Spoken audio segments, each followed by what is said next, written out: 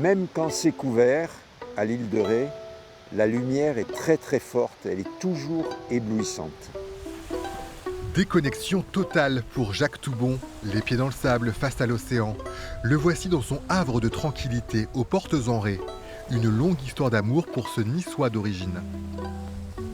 Les marées, la mer qui se retire, j'avais jamais vu ça de ma vie avant l'âge de 19 ans et de venir ici pour la première fois en 1960 à l'île de Ré. Je suis devenu accro, disons, à l'Atlantique. La Maison des Portes, c'est une bulle de tranquillité, hors de la politique. Mais certains détails rappellent tout de même son passé gouvernemental. C'est quand j'étais ministre de la Justice, entre 1995 et 1997, c'est un monsieur, un ami qui est venu ici et qui, en cadeau, m'a apporté cette plaque. C'était pour rigoler. Avec sa femme, disparue au printemps, Jacques Toubon a fait construire cette maison dans les années 80, à l'époque où le pont n'existait pas encore. Il fallait prendre le bateau, une expédition.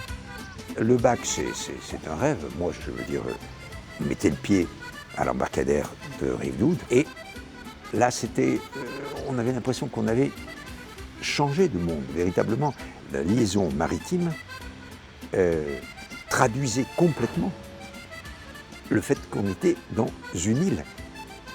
Jacques Toubon avait milité contre la construction du pont. Alors quand le projet a été validé, il a fait partie des politiques qui ont fait pression pour avoir des garde-fous. 80% de l'île a ainsi été sanctuarisée, laissée à la nature. Ce qui permet de lui conserver son charme. Salut Franck. Ça va Jacques? En pleine forme? Oui. L'été toutefois, la population est multipliée par 10 et ça se bouscule dans les rues des Portes. Et puis après, je prends des pommes pour faire de la compote. Elles sont trop bonnes, ces pommes. À 80 ans, Jacques Toubon n'est plus dans la politique active. Il a terminé sa mission de défenseur des droits, mais il s'implique désormais dans la vie locale. Il veut protéger l'île avec, par exemple, une proposition pour limiter la circulation. Faut-il arrêter la circulation des voitures de l'autre côté du pont, à la Palisse ou Belvédère, et ensuite organiser des transports, soit collectifs, soit individuels, dans l'île. Jacques Toubon suit également un dossier brûlant, le projet de parc éolien en mer au large de Ré. Il faut s'y opposer dès maintenant. Selon lui, l'avenir de son île et de son village en dépend. La retraite n'est finalement pas si tranquille que ça.